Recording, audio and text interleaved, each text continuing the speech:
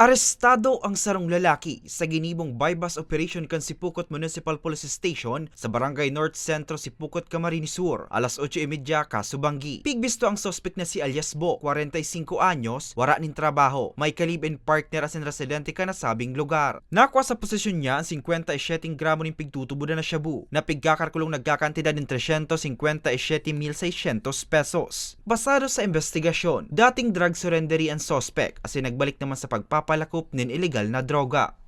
Sa ating suspect, nakuanan uli siya ng 6 pieces na pinaghihinalaan na legal na droga. 52 grams po ito at estimated amount po sa ating pera ay 353,600. Total po, naka-confiscate ng 57 na gramo ng droga na may estimated value na 387,600 pesos.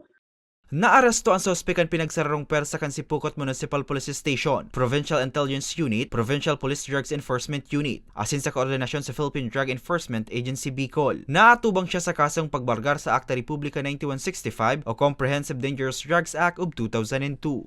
Alam naman po natin na ang illegal na droga, yan dami po niya na nasisirang pamilya po. So, paalala po sa ating komunidad, inalang hilot po o gawain na may kinalaman sa illegal na droga sa inyong mga lugar. Agad po itong ipagpaalam po sa mga otoridad, lalo na po dito sa Sipokot PNP po, ipagpaalam po sa Sipokot PNP. Sa presente, nasa kustudiya pa kan Sipukot MPS ang suspect para sa magkakanigong disposisyon. Para sa mga baratang Tatak Bicol,